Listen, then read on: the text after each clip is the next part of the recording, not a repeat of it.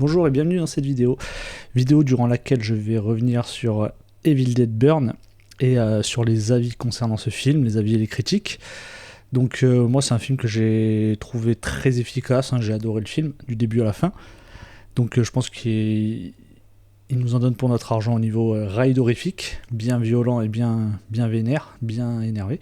Mais bon, on va voir un peu les diverses réactions sur le film, sur le site Sens Critique, donc comme d'habitude, et je vais prendre une critique négative. Je suis curieux de savoir un peu vraiment un truc genre quelqu'un qui a vraiment détesté. Eh ben on va prendre celle-là, 1 sur 10, c'est radical au moins, une critique de Monsieur Lambda. Donc le royaume du grand n'importe quoi. Je crois que j'ai fini par développer une allergie au cinéma d'horreur contemporain. Non pas parce qu'il est violent, la violence peut être magnifique au cinéma. Non parce qu'il est gore, le gore peut avoir une véritable fonction dramatique, mais parce qu'il semble désormais considérer que la logique est une option, le scénario une formalité, les personnages un simple réservoir de viande destiné à alimenter les prochaines gerbes d'hémoglobine. Après, là, le gore, il est utilisé vraiment dans cette optique de ride horrifique. Donc, ça fait partie des sous-genres du cinéma, de faire du gore, après, gratuit ou pas. On va se poser la question, surtout dans la saga Evil Dead. Ça m'a pas paru gratuit, en fait, parce qu'il va tellement... il est tellement dans l'excès, le film, que ça fait partie d'un tout. Et ce gore-là, pour moi, est essentiel à ce que veut montrer... le réalisateur, Sébastien Vanitschek. Donc c'est un film de Sébastien Vanitschek, je ne l'ai pas dit, mais réalisateur de Vermine, qu'il a coécrit avec Florent Bernard, Flaubert pour ceux qui connaissent le Floodcast, comme moi qui adore. Et donc voilà, ils ont voulu vraiment aller au maximum de ce qu'on peut donner en termes d'effets horrifiques et d'effets gore, parce que le film est très très gore là-dessus. Mais je pense que c'est le parti pris. Et que c'est un parti pris qui est assumé du début à la fin, encore une fois. Donc ça m'a pas gêné dans cette optique-là. Mais on va continuer un peu, voir ce qu'il dit. Si l'absurde avait une capitale, elle s'appellerait probablement Evil Dead Burn. Donc oui, l'absurde, ça fait partie aussi du côté jusqu'au boutiste du film. Le point de départ est déjà un aveu de paresse. Un père a parcouru le monde, collectionné des manuscrits occultes. Un parfait imbécile décide de réciter les incantations interdites. Et voilà un démon qui démarre pour exterminer toute une famille. Pourquoi ? Parce que les films d'horreur adorent le surnaturel. Le surnaturel, il permet de remplacer les motivations par des malédictions. Plus besoin d'écrire un antagoniste quand un vieux grimoire peut faire tout le travail. Bon, ça, à l'aune de la saga Evil Dead, c'est pas surprenant, c'est le concept de départ, pareil dans le premier, ils arrivent, ils trouvent ce bouquin, ils lisent l'incantation, et puis là, c'est un festival de gore. Alors, ce qui a changé, c'est que Sam Raimi, lui, il avait un côté cartoon, vraiment Tex Avery, etc., dans le gore, c'est ce qui a fait son succès et son style. Alors là, on est parti sur un nouveau départ avec celui de Fede Alvarez, qui est sorti en 2013, et que j'avais pas aimé non plus. En fait, ça m'avait décontenancé, ce côté, Sam Raimi, on enlève tout le génie de ce qu'il a créé, c'est-à-dire cette espèce de côté absurde, justement, comme il dit lui, qui rendait la saga originale à la fois, et qui donnait un aspect moins bébête, j'ai envie de dire, moins con, en fait. Je dis ça... J'adore le cinéma d'horreur gore, mais je dis moins con dans le style. C'était un peu plus réfléchi et le côté spectaculaire était moins bourrin, on va dire. Là, on a enlevé tout ça avec le film de Fede Alvarez et c'est pour ça que j'avais pas aimé en fait. C'est qu'on avait enlevé à la fois le côté horrifique, flippant du premier film Evil Dead et à la fois le côté marrant des suites. Et il y avait plus rien en fait en substance. Il y avait ni l'un ni l'autre, et il y avait que du gore un peu, regardez, bon, vous êtes venus pour ça, vous avez du gore, mais c'était lisse au final, et c'était un peu bébête. Et en fait, au fil des suites, il est arrivé Rise, qui était quasiment la même chose, et le dernier est Burn, qui reprenait un peu ce schéma-là, mais au fil des suites, finalement, je me suis fait à ce parti pris-là. Donc ça m'a moins dérangé, là, depuis Burn et Burn et Rise, que je préfère au premier d'Alvarez. Alors, je sais pas, en réfléchissant, du coup, je me suis dit, bon, qu'est-ce que c'est que j'aime pas dans celui d'Alvarez ? C'est peut-être les personnages, en fait. Je me suis moins attaché aux personnages des films du film de 2013 que des suivants. C'est pour ça que j'ai préféré les deux suivants. Et puis surgit une intrigue sur les violences conjugales. L'héroïne est une femme battue, très bien, c'est un sujet grave. Mais quel rapport avec le reste ? Absolument aucun. Cette sous-intrigue n'éclaire ni les personnages, ni le démon, ni le thème du film. Elle est là parce qu'un scénariste s'est probablement dit qu'il fallait ajouter un sujet de société. C'est le post-it moral collé sur une boucherie industrielle. Là, je suis pas vraiment d'accord parce que... comment dire ?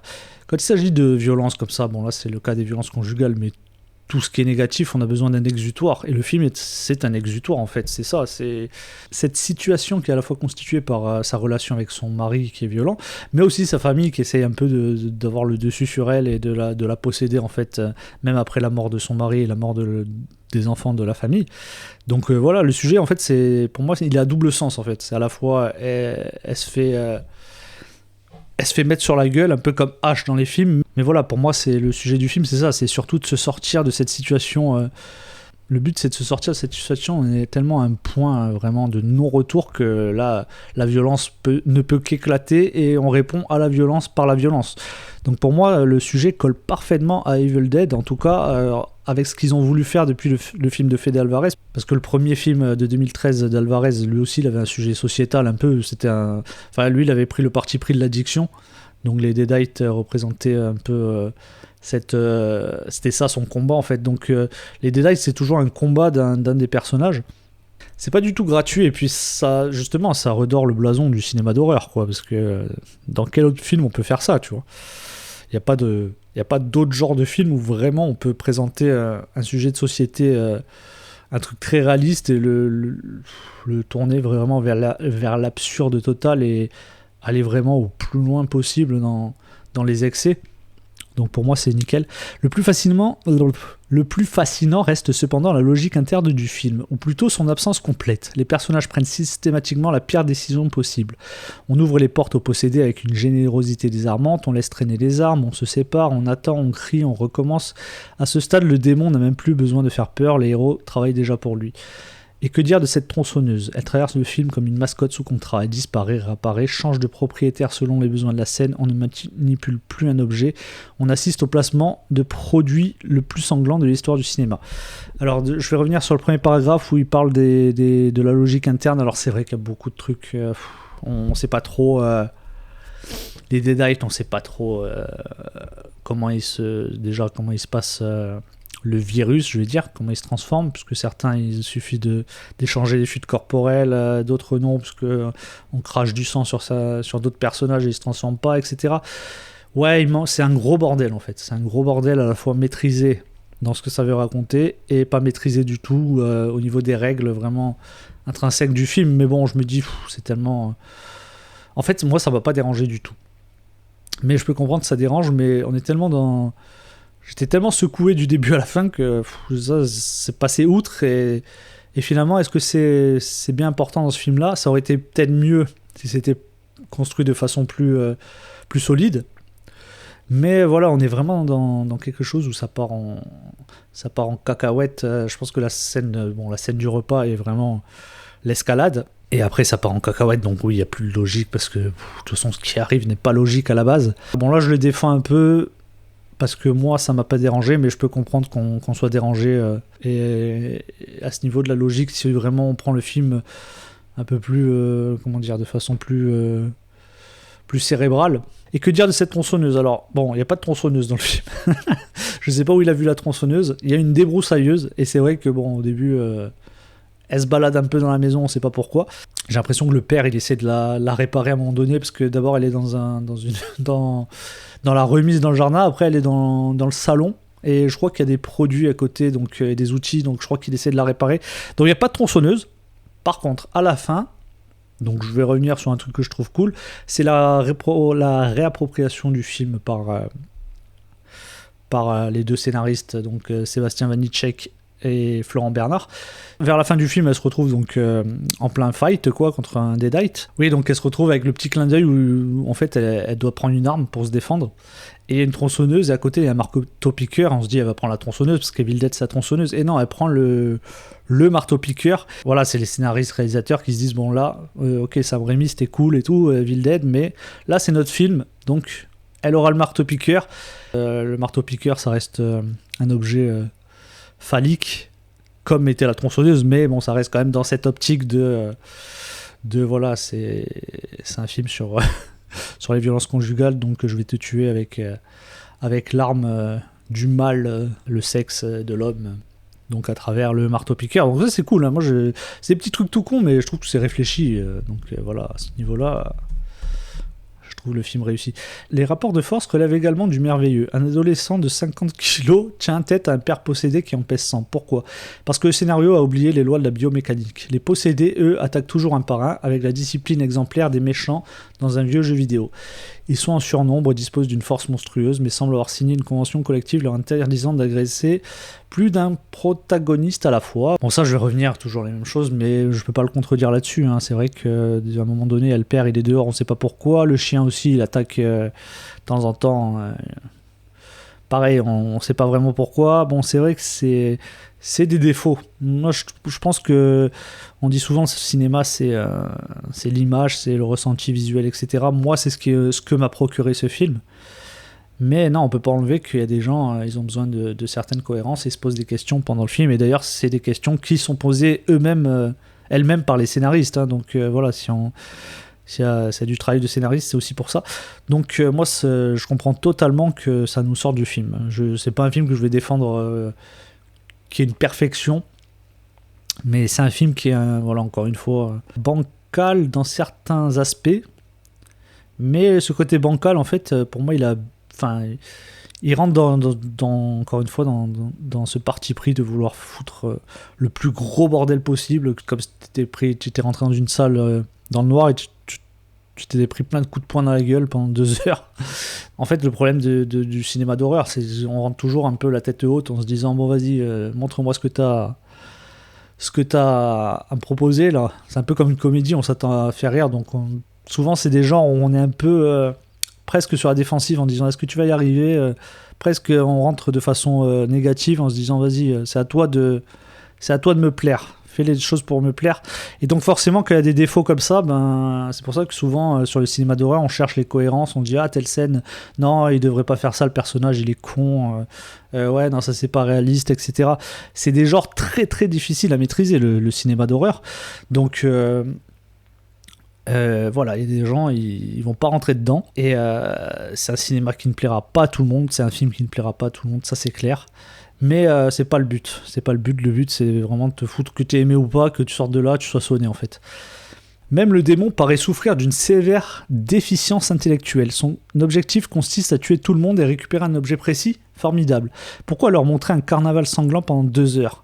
Qu'il incendie la maison, attendre que tout s'écroule et fouille tranquillement les décombres. Le prince des ténèbres élabore des plans avec l'efficacité stratégique d'un candidat de télé-réalité. Bon, le principe d'Evil Dead, c'est quand même d'avoir cette espèce de manipulation des personnes.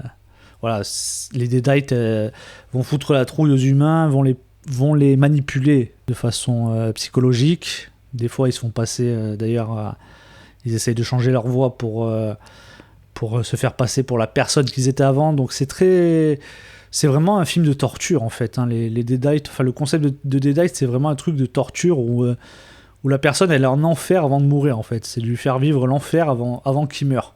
Et tous les films c'est ça, hein. Surtout les films de Sam Raimi, c'est le mec il pourra pas ressortir de là indemne même s'il survit. Donc moi ça fait partie du principe. Après bon, il a voulu raccrocher une histoire avec un lore, etc. Donc peut-être que là c'est un peu plus gênant. Alors que sur les Sam Raimi on accepte un peu plus. On n'a pas de grosses thématiques au niveau des persos. Les persos, ils ne nous racontent pas forcément leur vie. D'ailleurs, il n'y a pas besoin de ça, hein. C'est pour ça qu'ils sont géniaux, ces films-là, des films, ceux des années 80. C'est qu'ils n'ont pas besoin de ça. En fait, on comprend juste les relations entre les personnages qui sont... voilà, là, lui, c'est la sœur, elle, c'est la sœur, lui, c'est son copain, machin. Ça suffit. On n'a pas besoin de plus pour rentrer dans le film. Mais voilà, là, maintenant, on a une époque où on aime bien... coller un background au personnage pour essayer d'attacher un peu plus, je sais pas, peut-être un public un peu plus adolescent qui peut se reconnaître là-dedans, etc. Donc bon, voilà. Les personnages n'arrangent rien, la grand-mère est d'une lourdeur épuisante, les autres sont des silhouettes vaguement interchangeables, personne n'a de caractère, de contradiction ou de trajectoire, on ne retient pas des êtres humains, seulement des victimes numérotées. Ouais, moi j'aime bien les persos, franchement je trouve qu'ils sont bien écrits, je trouve la grand-mère c'est le côté un peu comique du film, ça c'est, il a récupéré ça un peu des films de Sam Raimi, ça manquait aux deux précédents je veux dire, le 2013 et le Rise. Le côté un peu comique. Là, il y a quelques petits gags visuels, etc. On n'est pas au niveau du délire des Evil Dead 2 de Sam Raimi, hein, mais on sent que bon, ils savent sur quelle saga ils travaillent. Mais après, moi, non, les persos, j'ai trouvé bon, l'héroïne assez attachante, hein, pour avoir l'empathie pour elle et avoir envie qu'elle gagne à la fin. Et d'ailleurs, j'ai aussi adoré la sœur. Là, il y a la sœur enfin, c'est sa belle-sœur à l'héroïne, et elle est vraiment bien, cette actrice, parce qu'au début, elle paye vraiment pas de mine quand elle est normale. Et puis après, elle se transforme en Deadite, et là, c'est un véritable festival pour ce personnage et cette actrice. Donc ça, pour moi, c'est vraiment le point culminant du film, c'est avec elle. Je trouve qu'elle est vraiment excellente. D'ailleurs, je me permets une petite parenthèse au sujet de l'importance des personnages marquants dans la saga, à travers toute la saga Evil Dead, depuis le premier de Sam Raimi, et qui ont très bien compris les créateurs de Burn. Donc par exemple, le plus mythique reste Ash, des films de Sam Raimi, joué par Bruce Campbell, qui est vraiment au-dessus de tout, quoi, au niveau charisme et personnalité. Mais à chaque fois, dans chaque film, ils ont essayé quand même de réitérer ça avec le personnage de Mia, par exemple, dans le remake de 2013.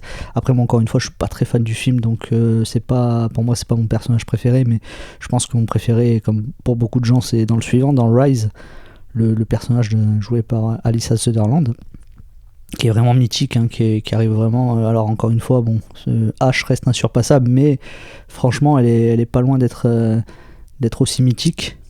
Sur Burn, ils ont compris ça, et à travers justement ce personnage de la belle-sœur, que je trouve vraiment réussi, encore une fois, comme je disais, qui vole vraiment le show à tout le monde dans le film. Et globalement, non, les persos sont très bien, le père aussi, hein, il a un certain charisme, on aime bien le voir se friter et être vraiment très sadique. Non, la mère aussi, enfin il a réussi vraiment, ils ont réussi à écrire des personnages, comment dire, on sent que c'est une famille en fait, voilà, c'est ça, on sent que c'est une vraie famille, on doute jamais de ça, et en même temps ils ont chacun leur personnalité, donc et ça colle aussi avec les thématiques de se débarrasser du père qui est violent, parce que voilà, le fils il est violent, c'est peut-être pour une raison, le père était déjà comme ça, la mère elle est un peu en retrait, donc c'est peut-être elle une victime, mais par la force des choses et par cet entourage toxique, elle est devenue finalement ce qu'elle détestait et ce qu'elle voulait éviter de devenir. Donc non, je trouve qu'il y a quand même des bons petits détails comme ça qui rendent le film, qui donnent de la solidité à tout ça. Les scènes de possession s'enchaînent avec la régularité d'une chaîne de montage. Yeux blancs, membres disloqués, rire démoniaque, voix caverneuse, 3 litres de faux sang, recommencer jusqu'au générique. Le film croit fabriquer de la peur, il fabrique une routine. Au bout d'une heure, chaque nouvelle possession ressemble à une mise à jour logicielle. Bon, au niveau des effets spéciaux, gros boulot quand même, hein. Donc ça, c'est la marque de fabrique des Evil Dead. D'ailleurs, je disais, j'aime pas trop le Alvarez, mais au final, je trouve que les 6 films, plus la série qui est sortie... je trouve que c'est toujours bien entouré, la franchise Evil Dead, contrairement à certaines franchises comme, je sais pas moi, Saw ou ce genre de conneries. Enfin, le 1 était cool, mais après c'est devenu n'importe quoi les suites. Je trouve que là, il y a quand même, qu'on aime ou pas, je trouve que les projets, en tout cas, ils sont toujours bien entourés. Ils font bien attention de prendre des gens plutôt talentueux dans tous les domaines. Et voilà, après, ils essayent vraiment de pas torcher un truc comme ça, faire en un an et juste pour faire du pognon. Non, je trouve que il y a un souci de qualité, je trouve, dans cette saga. Et c'est assez rare surtout dans le cinéma aujourd'hui. Je parlais de Saw, mais elle est tous les Insidious et toutes les suites là du Conjuring Universe, c'est fou, c'est fait à la chaîne, et j'ai l'impression que c'est pas respectueux du cinéma. Voilà, ça c'est le mot. Je trouve que la saga Evil Dead reste toujours respectueuse, encore une fois, qu'on aime ou pas, mais dans les points de départ et sur ce qu'ils recherchent, c'est toujours bien encadré, voilà. que ce soit visuellement, les réalisateurs sont plutôt bons, les trois là. Je trouve que visuellement, bon, il faut aimer ce filmage un peu et cette photographie digne des années 2000. Moi, j'adore ça. D'ailleurs, c'est pour ça peut-être que j'ai adoré ce film. Et j'ai vu qu'il y avait des gens, ils aimaient pas trop la scène d'intro. Moi, j'ai adoré parce que c'est vraiment c'est un terrain connu en fait de ce genre de film là, des années 2000, des Tours Mortels, le remake de Massacre à la tronçonneuse, l'Armée des morts et tout. D'avoir cette scène d'intro là qui met le paquet direct. Y en a qui trouvent ça gratuit, moi non, ça m'a cueilli direct. Parce que j'adore ce cinéma là et je pense que les deux, Vanitschek et Florent Bernard, je pense qu'ils ont grandi aussi avec ce cinéma là parce qu'ils ont la trentaine. Donc on sent qu'ils respectent cette période du cinéma d'horreur et ils l'ont pas traité par-dessus la jambe. Donc après je disais ouais, pour les effets spéciaux c'est toujours les Evil Dead c'est toujours gros boulot d'effets spéciaux en dur. Alors il y a du CGI par contre, mais je pense qu'ils n'avaient pas le choix. Il y a quand même du CGI, donc je crois que je sais pas si c'est la première fois là, parce que je voyais des gens se plaindre des CGI sur les réseaux. Donc je sais sûrement que dans Rise et je sais pas s'il y en avait dans Rise et dans le 2013. Mais ça colle aussi avec le film parce que ça va tellement loin, ça m'a pas dérangé quoi. Il y en a, ils vont trouver que c'est peut-être une bouillie. Je pense que là, tout ce qu'il raconte, en fait, pour moi, c'est le mec qui trouve que c'est une bouillie en fait visuelle et de gore, etc. Et même au niveau du scénario, puisqu'il trouve que c'est bancal et que c'est pas cohérent. Mais non, moi, encore une fois, là, ça m'a vraiment accroché. Le véritable problème est là, Evil Dead Burn ne raconte rien. Ce n'est ni une tragédie familiale, ni une réflexion sur le mal, ni une satire sociale qui dégénère dans l'horreur. Bah oui, c'est un peu une satire sociale qui dégénère dans l'horreur, globalement. C'est un défouloir gore persuadé que découper davantage de corps suffira à remplacer un scénario. Je trouve vraiment pas qu'il n'y a pas de scénario. Après, moi, pendant le film, je me disais à un moment donné, c'est même trop, quoi. C'est tellement généreux que je me suis dit, mais c'est généreux, mais c'est même trop généreux, en fait. À un moment donné, je me suis dit, je sais pas si jusqu'à la fin je vais tenir, ça peut être fatigant. Puis non, finalement, ça s'enchaîne bien grâce justement à la richesse des personnages. Enfin, ils arrivent à trouver des situations avec chaque personnage qui fait que ça renouvelle bien, moi je trouve. Mais voilà, après c'est bon, on n'est pas là. Oui, il y a une petite critique sociale bien sûr, mais elle est pas détachée du film en fait. Je trouve pas que ce soit un truc genre en parallèle, que si on l'enlève, ce serait pareil. Je trouve qu'il a vraiment réussi à mixer, comme on dit à chaque fois, le fond et la forme. Mais après, c'est un film qui est vraiment pas fin du tout. Faut pas rechercher la finesse dans ce film. C'est du bourrinage à l'état pur. Et d'ailleurs, je pense que... Alors, il y a un prochain film, Evil Dead prévu, qui s'appelle Wrath, Evil Dead Wrath. Je sais pas si je prononce bien, mais... qui va sortir en 2028, c'est le mec qui avait fait Last Stop in Yuma, je sais plus son nom par contre, mais c'est un très bon réalisateur. Mais là, quand je voyais Evil Dead Burn, je me suis dit, bon, tu peux plus rien faire derrière en fait. Il y a tellement au niveau de gore, des idées de sadisme, compliqué. Donc j'espère que le prochain, il va quand même prendre une autre tangente, quoi. Et renouveler une saga, comme ça on aura 2 trilogies, et là on démarrera peut-être une 3e trilogie qui repartira sur un truc différent. Et revenir peut-être à une peur plus à l'ancienne, quoi. Vraiment de la flip, plus que du gore. Donc à voir. Le cinéma d'horreur avait autrefois des monstres, aujourd'hui il a surtout des maquilleurs très talentueux. Le reste est parti avec les scénaristes. Bon. Ok, j'ai trouvé une critique. Rings of Fire, sans Felice. Il a mis 8 aussi, Fede Alvarez, Lee Cronin, Sébastien Vanitschek. Depuis son reboot en 2013, la saga Evil Dead, toujours produite et supervisée par Sam Raimi et Bruce Campbell, a été confiée à des cinéastes, certes à leur début de carrière, mais fortement prometteurs. Voilà ce que je disais tout à l'heure. C'est toujours très bien supervisé, comme il dit lui.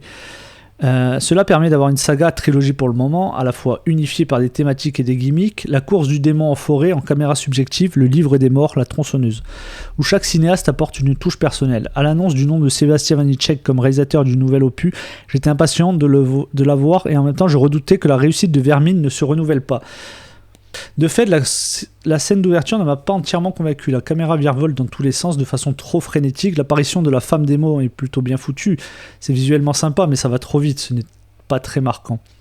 En règle générale, de nombreux réalisateurs pensent qu'il faut commencer un film d'horreur par une scène horrifique avant même que le spectateur ne sache de quoi on parle, qui sont les personnages, où on est, etc. Je n'ai jamais pensé que c'était une bonne idée. J'ai toujours accordé beaucoup d'importance à l'installation d'une ambiance, d'une atmosphère qui va progressivement se dégrader, d'une tension qui va s'affirmer petit à petit. Balancer des hectolitres de sang et des kilos de viscères sans préparer le spectateur, sans distiller une peur progressive, ça m'a toujours paru aussi ridicule qu'inutile.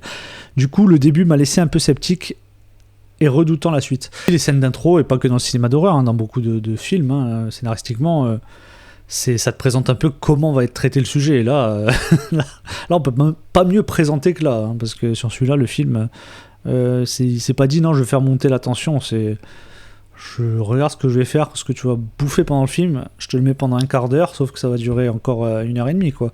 Donc voilà, encore une fois, pour moi, c'est le traitement du film qui est présenté dans cette intro. Or, la suite, c'est une grande réussite. Sébastien Vanitschek va justement appliquer cela, cette montée en tension progressive avant un déferlement jouissif, d'horreur ponctué de petites touches d'humour. D'ailleurs, l'apparition, il y a un caméo de Bruce Campbell qui est vraiment... Bon, c'est tout con, mais ça m'a fait rire. C'est rigolo comme détail. Après cette scène d'ouverture peu intéressante, donc la tension retombe et on se retrouve dans une histoire de cérémonie funéraire, de crémation et de réunion de famille, avec tous les trucs qui sont le lot habituel des réunions de famille. Et là, Vanitschek va enchaîner 2 scènes remarquables qui constituent le véritable départ du film. La première, c'est le repas de famille, scène longue mais cruciale, car c'est là que la tension va réellement naître et prendre possession des spectateurs. Alors avant la scène de repas, il y a la scène d'enterrement justement dont il parle, et on peut la mettre dans les scènes remarquables, hein, mais parce que là aussi on a un peu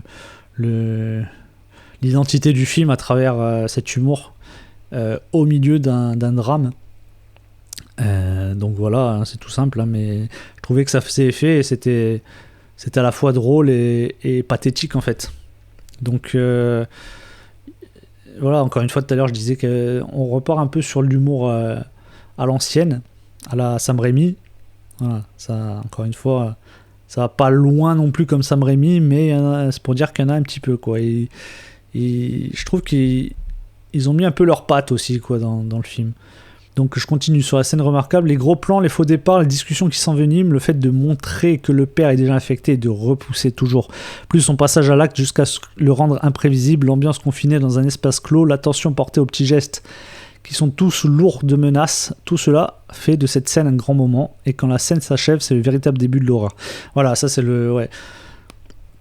C'est pour ça que c'est quand même bien fait, parce qu'au début il parlait de faire monter la tension, et je trouve que cette scène au milieu d'un gros bordel, bah justement ça la rend imprévisible. Parce que souvent, c'est un cliché la scène de repas, hein, on connaît Massacre à la tronçonneuse, hein, c'est la scène de repas la plus mythique et qui a été reprise 10 000 fois. Donc je trouve que voilà, le fait qu'il ait mis du bordel au début, s'il avait commencé doucement jusqu'à cette scène de repas, on aurait deviné que ça allait être là le gros... Enfin, ça aurait été moins impactant peut-être. Tandis que là, bon, t'as le bordel du début, puis d'un coup, il arrive justement à faire retomber la tension, et ça rend la chose imprévisible. Et plus efficace, je trouve. Et voilà, après, en niveau mise en scène, classique aussi pour les scènes de repas, donc les gros plans, hein, sur les tronches des protagonistes. C'est très bien réalisé à ce niveau, hein. Je trouve que ce qui est dur, c'est les champs contre champs quand il y a plusieurs persos à une table, hein. C'est plus dur que 2 personnages, hein. Donc à ce niveau-là, c'est quand même ça paraît con comme scène, mais c'est quand même bien foutu, hein. Je trouve qu'il a réussi au niveau réalisation à rendre cette scène vraiment encore une fois efficace, et il s'est pas foiré dans ce qu'il a voulu présenté au spectateur. À partir de là, ça ne s'arrête plus pendant plus d'1 heure. Un déferlement incroyable, jouissif et hallucinant, avec hémoglobine, entrailles, tête éclatée, membres coupés. Le film joue aussi sur la présence de différents fluides, la salive, le sang et d'autres choses peu ragoûtantes. Ça dégouline sans cesse, participant au caractère dégueulasse de l'ensemble. Il y a une scène de baiser, ouais, avec la salive dégueulasse, des fluides. Mais il y a celle de 28 semaines plus tard, qui est inégalable dans ce style-là. Donc celle-là est efficace, mais elle n'égale pas celle de 28 semaines plus tard, avec Carlyle et l'actrice qui joue sa femme, je sais pas comment elle s'appelle, mais c'est Alice, le perso. Et là, elle est crade, hein. Mais bon, c'est juste pour pour parler d'autres films comme ça au milieu que j'adore. De plus, Vanitschek n'est pas avare en gros plan, on le voit les lames pénétrer dans les chairs et en ressortir, les membres sont découpés devant nos yeux ébahis. Enfin, contrairement à tant d'autres films d'horreur, il y a une attention portée à la réalisation avec quelques plans vraiment mémorables. Ouais, en fait, c'est ça, c'est compliqué quand même, parce qu'il y a beaucoup de plans, beaucoup de gros plans. C'est très dur de faire une mise en scène qui est à la fois... En plus, c'est lisible, hein, c'est vraiment pas des trucs... on comprend tout le temps ce qui se passe. Et c'est compliqué, je pense, surtout pour le monteur, j'imagine qu'il doit y avoir un boulot en amont pour enchaîner ses plans, mais de façon limpide, qui doit être quand même du gros boulot, quoi. J'ai l'impression que, bon, là, lui, il a aimé, mais la critique d'avant, qui a pas aimé, j'ai l'impression que quand même, il sous-estime le travail qui a dû être fait en amont de préparation au niveau de la mise en scène, hein. Et quand je parle de mise en scène, je parle à la fois du montage, mais tout ce qu'il y a avant sur le plateau, hein. L'une des plus grandes réussites du film tient en son casting, en particulier Errol Shand qui campe un père très inquiétant. Mais parmi les personnages, je crois que la palme revient à la grand-mère, qui passe une bonne partie du film à nous apporter des petites notes d'humour vraiment bienvenues. Et voilà, c'est c'est de l'humour, mais ça fait partie de la toxicité de la famille, quoi, parce qu'en fait, elle est toujours en train de reprocher à la deuxième fille, donc pas l'héroïne mais l'autre, la belle-sœur, qu'elle lui vole de l'argent et tout, donc ça, c'est quand même pas gratuit dans le cadre de cette famille, hein. Vanitschek s'amuse et nous amuse du même coup. Il se plaît même à reprendre quelques-uns des petits détails typiques de la saga et à les adapter. Ainsi, on aperçoit bien une tronçonneuse à la fin du film, mais l'outil star de ces Evil Dead, Burn, reste la débroussailleuse. Bon, à la fin, c'est pas avec la débroussailleuse, c'est encore une fois, comme j'ai dit, avec le marteau-piqueur. Mais oui, il y a une scène aussi avec la débroussailleuse, et c'est pareil, hein, on se réapproprie le mythe. Par contre, bien entendu, le livre des morts est toujours là. Plus le temps passe, plus j'aime les films qui, à travers l'horreur, parlent de choses bien quotidiennes, de traumatisme, du deuil, de violences subies pendant l'enfance, etc. C'est bien le cas d'Evil Dead Burn, qui, à travers cette histoire d'une famille qui se déchire, traite des violences conjugales. En bref, le résultat est un très bon film, jouissif et généreux. Et franchement, vous en connaissez beaucoup, vous, des films d'horreur où on entend du Jacques Brel ou du Alain Barrière. Voilà. Bon, bah écoutez, je pense que là, on a fait vraiment le tour. Avec ces deux textes... donc voilà, Evil Dead, moi je le conseille. Mais voilà, il faut partir du principe qu'on va avoir un gros film vraiment bourrin, pas fin du tout, mais quand même un peu attachant, un peu émouvant, je dirais, hein, légèrement, hein, mais qu'il y a quand même quelque chose derrière, des gens qui ont envie de raconter une vraie histoire et de créer des vrais personnages. Et des gens qui adorent le cinéma d'horreur, parce que c'est une déclaration d'amour au cinéma d'horreur, tout simplement, ce film, hein, et pas qu'à la saga Evil Dead, mais au cinéma d'horreur en général.